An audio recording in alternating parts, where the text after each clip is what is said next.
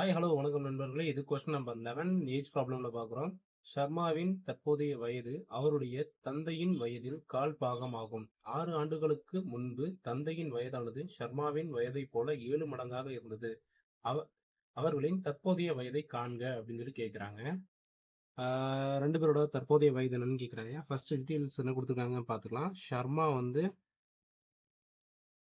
ஷர்மா அதுக்கப்புறம் ஷர்மாவோட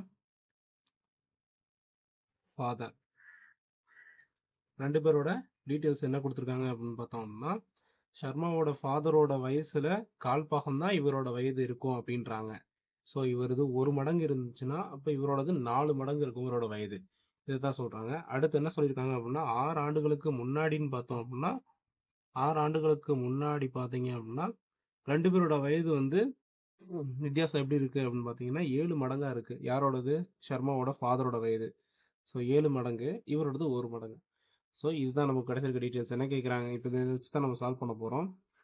எப்படின்னு பார்த்தீங்க அப்படின்னா, இது ஒரு ஆக்ஸு, இதுலேருந்து 6 வருடங்களுக்கு முன்பு டிவைடட் பை இவரோடது 4 மடங்கு இருக்குது. 6 வருடங்களுக்கு முன்பு என்ன வித்தியாசத்தில் இருக்குது அப்படின்னு பார்த்தீங்கன்னா 1/7 அப்படிங்கிற இந்த ரேஷியோவில் இருக்குது. ஸோ நம்ம கிராஸ் மல்டிப்ளை பண்ணலாம்.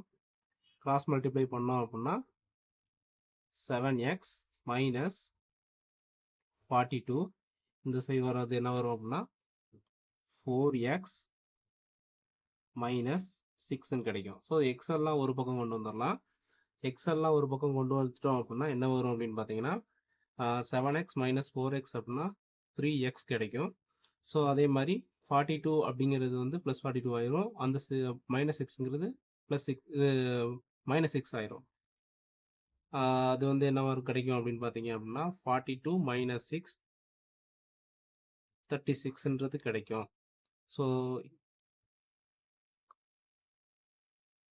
36ங்கிறது கிடைக்கும். அப்போ எக்ஸ் ஈக்குவல் டு என்னவா இருக்கும் அப்படின்னு பார்த்தீங்கன்னா 12 இருக்கும். So X equal to 12.